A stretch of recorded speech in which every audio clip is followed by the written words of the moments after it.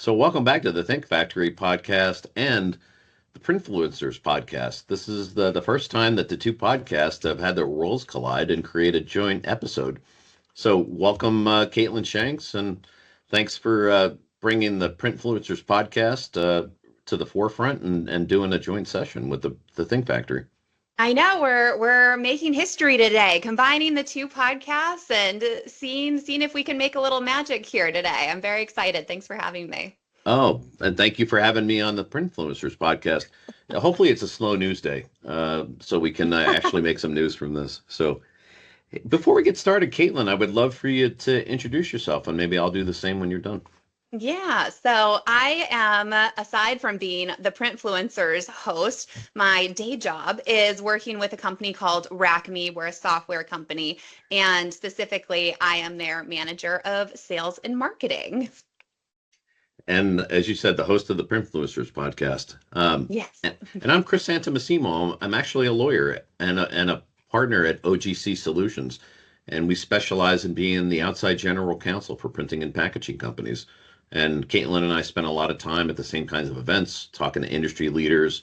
And on the side, I'm one of the hosts of the ThinkFactory podcast, hopefully sharing some, interesting thought leadership around issues that are interesting to lots of industries, but certainly in packaging and printing.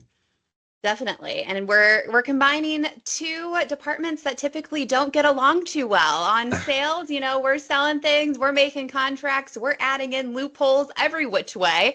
And you're coming behind us trying to close those loopholes and, swat us on the back of the hand when we oversell things. Well, the good news about Racami is that you've got a great reputation for performance and satisfying your customers' needs, your clients' needs. Our job really is not to slow people down and slap them on the hands, but really just right size the relationship, make sure the documents all match what everybody expects, and then the marriage that you create when you start providing the software, it's going to be a smoother ride because everybody knows what they're getting into and they know what's going to happen if it doesn't work for some, rare reason. And what I think you guys do is just so interesting because you're not just the counsel, the internal counsel for a specific company. You work with so many others. And like I was joking about while we were prepping for this, you're the legal as a service. What does that entail? How did you even realize there was a niche for this in the market? Well, and I appreciate you saying that. What attracted me to the market was really two things. One is I was the in-house lawyer for AGFA, which everybody knows from both offset and digital printing. But I also love the industry. I love what I see in terms of this combination of art and science and technology and software that all come together in a really, I think, a really vibrant industry. The folks that say that print is dead haven't come to one of these trade shows and seen what printers really do every single day. But like Racami, we're serving a need in that industry, which is the majority of printing companies and packaging manufacturers are mid-market companies that aren't large enough to really have a legal staff. And what they miss, or what they long for, maybe is the better way to say it, is some people that understand their business that can help them manage risk, manage expectations, just make them sleep better at night, frankly, knowing that things are handled from a legal standpoint and a regulatory standpoint. And we try and be creative about how we serve clients. And one of the ways that we do that is we can offer a fixed fee for a client to have his legal needs satisfied with a predictable monthly fee.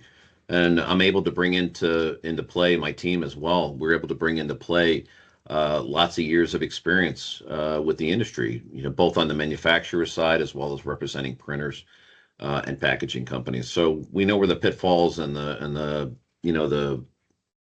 stumbling blocks are. We know what to look for. We know how to explain it. We know the terminology, and we can just make everybody, have a better prospect for success in how they do business, both on the supplier side and as well as on the customer side. And I think that's even more important nowadays, just the fact that you've had so much experience with so many different companies all over this industry that really benefits the end user. Because if you throw somebody in, there is some nuance in this crazy world of print and mail. And if you don't really know the footing, know the players, know how this industry works, I think you could really get into a little bit of trouble. It's not, we don't as easily fit under that manufacturing umbrella, even though we try. Yeah, it's true. Absolutely. And I think it's because of all the complications that printers face, that it's not just putting ink on paper, ink on board. I mean, you know better than anybody that you've got all these data issues. You've got AI, which I think we're going to talk a little bit about, that's all of a sudden made it even more complex in terms of how do you get data, customer data, your clients' data, um, organized and put together such that you're going to be able to print something. And oh, by the way, you've got other technological things you're doing. You've got this whole array of services, digital services that go along with the printed piece, QR codes, landing pages, all kinds of that, all kinds of issues like that. And it's super complicated. And one thing I see, and one thing I think is interesting with Racami is you're helping solve for that issue. You're taking some of the complication out of that business. Yeah, exactly. And we're trying to de-risk that business too, because this is where our two worlds really do meet is when we're talking about compliant industries like the healthcare, the finance, the insurance, all of those sorts of spaces where, oh my, I was actually just on a call with a company and they mentioned they're a decent sized retailer and they do runs of printed coupons. And if one thing is wrong on those coupons that go out across the country, I mean, that can be just millions of dollars in lost revenue if something goes wrong. If I'm saving 75 cents on my body wash versus 50 cents. And it's just making sure that we don't put those companies at risk, that we open them up to liability. And that can be tricky when they have maybe some legacy systems, some archaic data, what have you. Like, okay, how do I still keep those around, but make it secure, build up their ecosystem so that they're using technology that pulls from the past, securely brings it into the present, and ultimately delivers the communication that's got the right data, that's going to the right person at the right time. There's a lot of moving pieces, and we try and bring all of that together under one sort of master system, which is what we architect. Yeah, we do the same thing in terms of how we raise issues with clients or their partners, how we try and manage the risk and take some of the rough edges off. But like us, I think what you're doing at Racami is you're controlling as much of the process as you possibly can, realizing, especially when you're mailing things, that there are some things out of your control. So how do you manage that risk as well is really important. How can you manage all the risks of the pieces of the process that you control? And then Mm-hmm. you might say that we're also involved in that second piece, which is we're dealing with a postal service or some other carriers that you're basically handing off a printed piece or a package to another provider that you just don't really have any control over. Say, how do you Hoping manage for the the risk best. around that? Exactly. Well, yeah, we can cross our fingers and toes all day long, but what happens if there's a dissatisfied customer? And Mm-hmm. some of our clients are in the space where they use your software to provide the services for their clients, right? So you Right. may be in Yeah. an implant situation like you're talking about a retailer, you're dealing directly with the source of that data. Mm-hmm. If you add another layer on that with an outsourced provider, all of a sudden you've got that other layer of risk. And Yeah, how do you've you, got two people to answer to, if correct, things yeah. don't go well. Yeah, exactly. And they rely on you.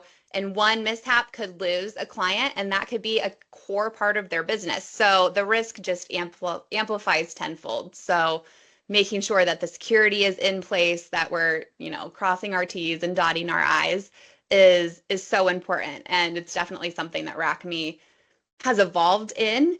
And, I'm not going to say that we were perfect since the get-go, but it's definitely something that we really focus on today.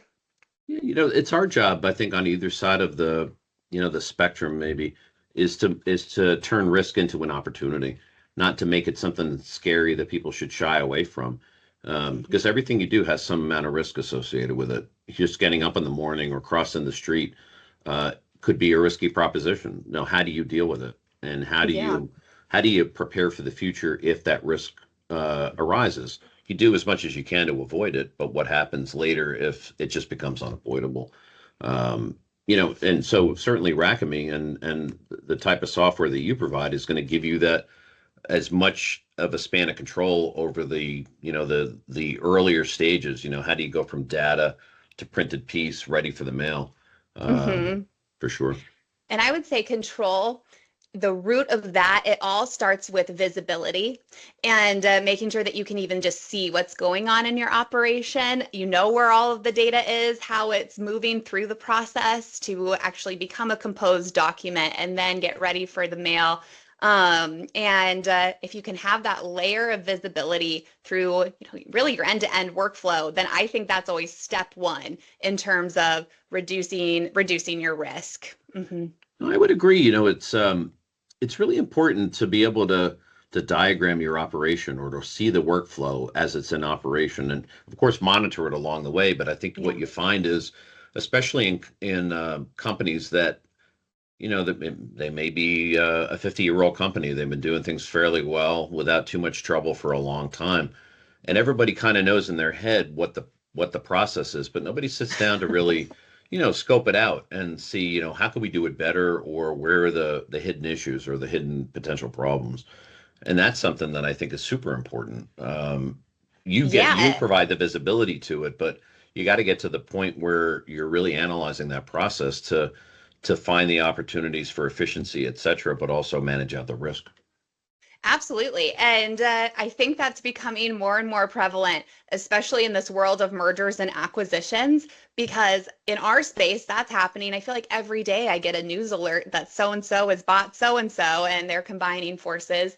And when you don't have, that visibility and that real-time tracking, and it's all just stored in the brain trust, the people who've been there for 30, 40 years and just know how things work, that can get that can add risk in this risk back and forth that we're playing today. For sure. And I would imagine that makes the legal side of those transactions all the more difficult. Yeah, I would say so. One thing I think we share in terms of an approach or a value to clients is you give them the opportunity to really do that analysis, right? To chart out the operation and think about how could they do it better. One of the ways that you're doing it, I think, is you're providing, best in class technology that's going to require them to really look at, how the heck are we doing it, or why are we doing these things? It's the kind of question that you get when you get a new executive, especially somebody from outside the industry, to come in and run a Oh yeah. company. And the answer that you get most of the time is, well, that's how we've always done it. And it usually involves Hmm. some bizarre workaround, right? Yeah. Um, Yeah. it kind of works and people just take it for granted. But then when an outsider comes in and scratches their head and says, well, I don't even understand why you would do it that way, all of a sudden you've got Yeah. that dialogue about, well, maybe we could do it better.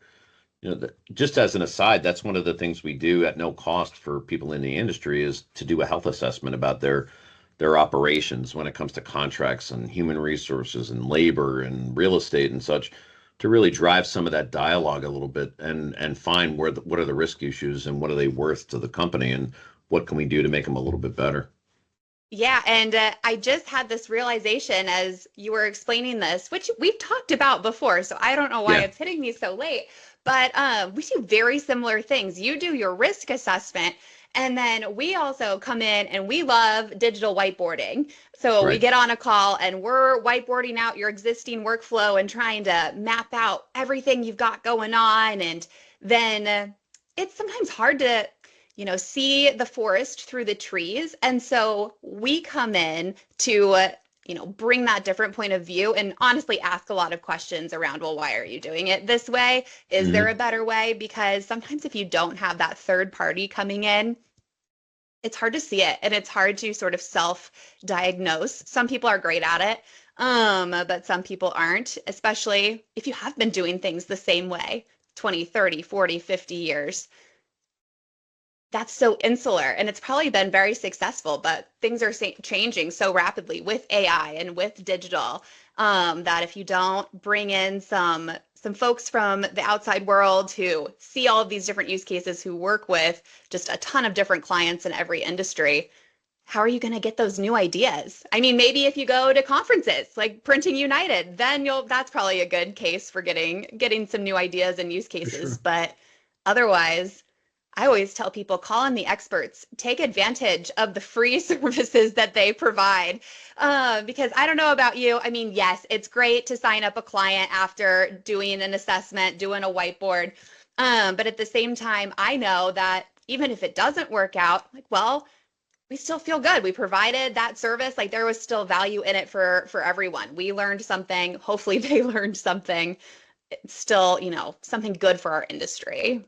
What I think you bring to the table in that regard is you mentioned you've got lots of clients, right? So you can sort of you can really be the source of what's a best in class operation, and you learn from something different from each of those clients, and you bring them together in a thought process that can really provide what the standard is, or maybe even establish the standard about a good operation versus a bad one.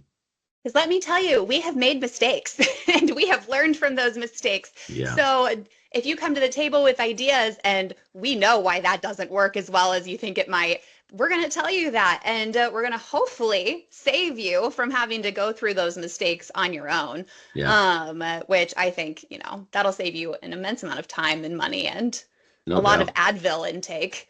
That's for sure. You know what? You mentioned AI. I'd love to hear, your sort of experience with it, view on it, because it really has a lot of tentacles across not just printing and packaging, but industries in general. And it's had a major impact on even in its infancy. It's had a real major impact on how we deliver legal services and what people come to expect. Yeah. So it's still in its infancy, right? I mean, everyone is trying to use it. There's probably not many companies I run into who aren't using it in some form or fashion. But when we're looking at it at Racami, and we've got, an AI committee that we've developed internally, cross-departmental teams coming together. And when we're looking at it, the hardest part of implementing a modern workflow solution always comes down to the data. How are we getting data into the system? How are our customers, if they have their own suite of customers, who knows how they're sending data over? It could be emails, Excel files, CSVs, you never know. And so being able to massage that data, clean it up, ingest it into the system is one of those sticking points where if we could alleviate that, wow, we're off to the races. And now we've shortened a 12-month project down to maybe like 5 or 6. Hmm. And so when I'm looking at AI, I'm thinking, okay, how do we get AI to help us create better data or clean up our old data? And I was just reading an article the other day, and it was talking about like data and AI and using agents. I think it was, oh gosh, yeah, Salesforce. Pulling up the article right now, and they acquired Informatica. And then their agents are going to come in and be able to, use the data catalog and use all of their data integrations and, provide these master data management services. But I'm thinking, okay, it's still a bad data in, bad data out situation that we're faced with, especially Salesforce. I'm in sales. I have used many a CRM at every company I've worked for, and they're never great. Like they're full of kind of bad data. You got to keep it up. The salespeople, we never want to do the data cleanup. Right. And so I'm thinking there could be a massive opportunity if we can fix that problem. How do we train AI to help us with the data cleanup process in those Hmm. agents? But what are you seeing in terms of AI and the challenges? I'll have to preface it by saying that the legal industry is always a little slower in terms of being adopters, right? And it's probably For good partially reason. yeah, well, yeah, I mean, we're cautious by nature, I guess. We've really seized the opportunity to use some of the really proven tools. Like we use Westlaw from Thomson Reuters, and they've got some pretty tremendous AI powered tools that really point to the whole collection of Westlaw information, which is always, it's it's solid, it's updated, etc. Um, but and I see there's a ton of potential there, but what I also see is a couple of pitfalls. Um, People love to find or print articles about lawyers that do silly things, and I guess we bring that on ourselves a little bit.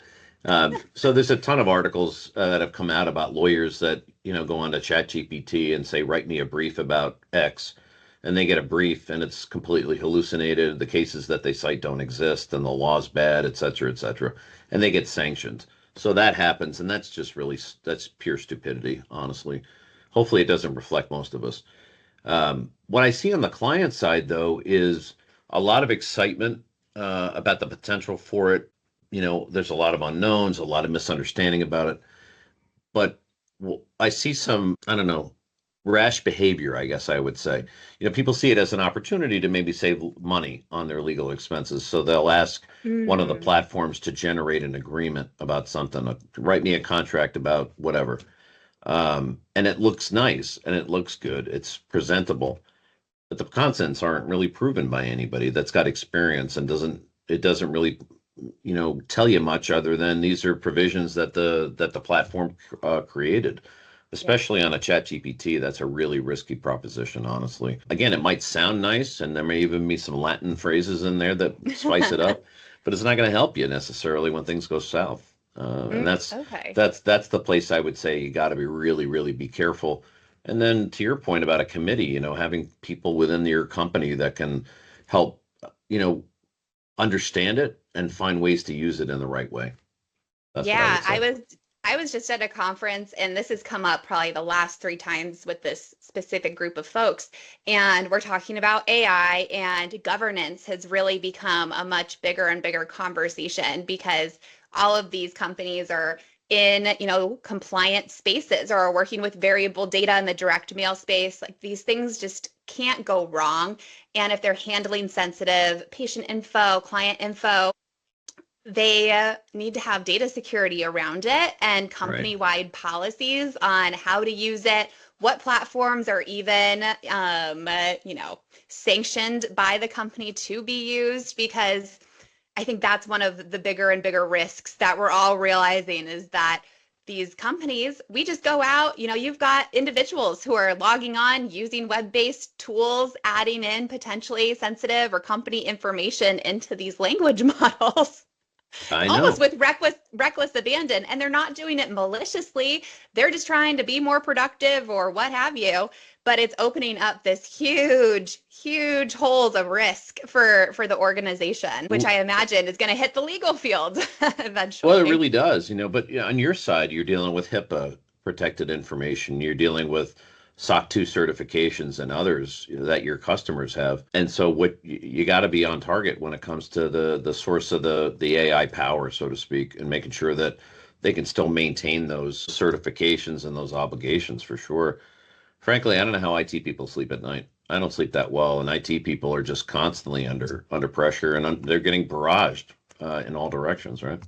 Yeah, I mean, the ones who are sleeping very soundly, I would have to say, might have their head in the sand a little bit because if you are looking at the news and just watching what happens in the industry, I mean, it's gotten so much worse now. But even 5 years ago, we were saying, well, it's not if you get hacked, it's when. Right. Like I kind of come from the data security world in a past life, and that was just such a huge part of the conversation. And now it's gotten exponentially more dangerous. But Oh, I think that's why you have to, just do the research and rely on experts, and not saying you have to go hire a bunch of people, but reaching out to colleagues in the industry, talking to other people in the industry, and just relying on the community to help formulate those standards and start to see, okay, where are the boundaries of this? Where can we use it well? And yeah. where are there gaps? Mm-hmm. Well, on that score, you mentioned the Printing United Expo, which is coming up in Yes. October in Orlando, and um, I was kind of excited and about it when I read about it. But you told me a little bit more about these roundtable discussions that are happening. I think you're going to be a leader of one of them or multiple roundtable sessions, right? Yeah, so I will be joining Printing United with I think there's 15 or 16 of us who are the all-stars that Printing United has put together. And so you'll see us walking around in our jerseys, and we're also going to be leading these roundtable discussions because a part of the feedback that the great team at Printing United, who actually puts on these conferences, found was that folks loved the sessions, but felt like there wasn't enough necessarily time to network with your peers unless you were going to the after parties or some of those other shows. And I get it. By 8 p.m., you're probably wanting to be in bed, shoes off, elevated. And the idea of having just another conversation is probably the last thing you want to do. And so we're moving Sure. it into the daytime when everyone Nice. still has energy.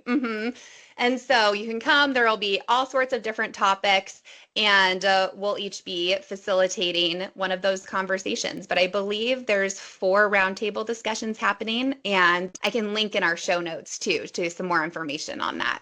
Fantastic. You know, Hmm. I look, I think that's the best way to find out what's out there other than to talking to pros like yourself is, talk to your peers and find out what they're up to and hopefully avoid some of the issues that they experienced and capitalize on the successes, right? Yeah, absolutely. And even speaking of AI, just circling back, I'm very excited for the Printing AI Pavilion this year. I've seen the layouts and the diagrams and what they're going to have in there, and I think it'll be a really great spotlight on what the latest solutions are looking like. There's going to be expert talks happening there, like little rapid fire talks happening with experts. It's going to showcase, some real world AI applications. So to me, that just sounds like Disneyland. I'm Hmm. excited. Sign me up. Where's my ticket? And so I'll definitely be there, but that's the thing I'm looking forward to. Is there anything that you've zoned in on? Like, what are you looking for at Printing United? What are you excited about? I think the technology is always the most interesting. I agree with you. The AI stuff is really interesting, especially on the software side. I always get a kick out of the advances that make people's lives better or that make people's business run more smoothly. One thing I I note is like the robotics that you'll see. One Yeah. company in particular that I work really closely with is Agfa, and they've done a great job with robotics to take some of the people intensive, hard, boring work out of the process. For Yeah. example, how do you feed your machine and how do you take the boards off your wide format printer and after they're printed and let the machine run overnight even in many cases. So the ability to use that type of technology to make people's jobs safer too, because there's a lot fewer industries, with people, in terms of taking a lot of that repetitive stress out of the business.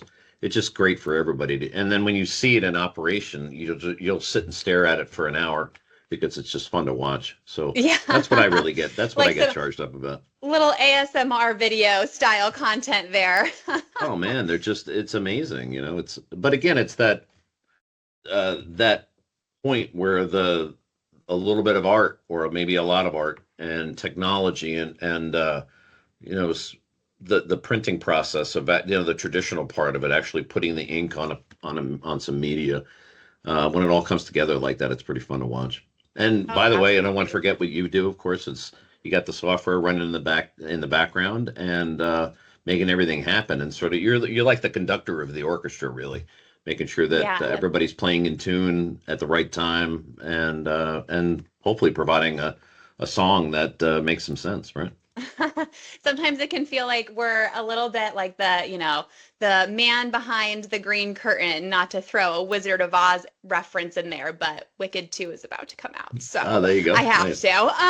And sometimes you don't always see what our software does. It's not, the sexiest thing. It doesn't provide this beautiful output like watching, a wide format machine go, but it's still at the end of the day is helping companies become more efficient and more profitable, which that's what we're all after.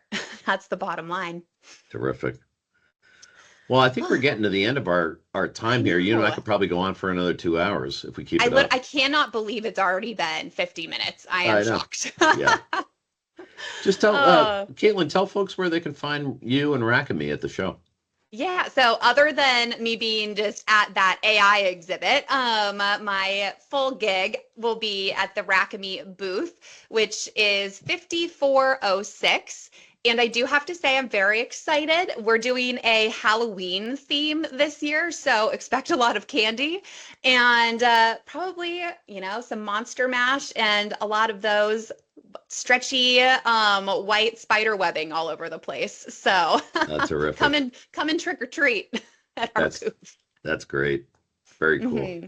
And what about Yeah. you? Are you just walking around? Where can they find you? Yeah, I think, reaching out to me either at the show or before the show. Yeah, We don't have a booth, but certainly be there supporting the industry, supporting our clients and meeting new friends. So would love to spend some time in some of the meeting zones, just to catch up with people as well. amazing. Awesome. Well, I think that probably wraps us up, but I'm so excited our two worlds got to collide and looking forward to meeting you in person at Printing United. Well, hopefully we'll stay connected and the two worlds will collide more often for sure. Absolutely. So Absolutely. Great. we'll sign off for the Printfluencers podcast. Signing off. All right. Thanks, everybody. Bye. Thanks. And this has been Katelin Shanks from Racami and Chris Santa-Masimo from OGC Solutions and the ThinkFactory podcast. We'll see you next time.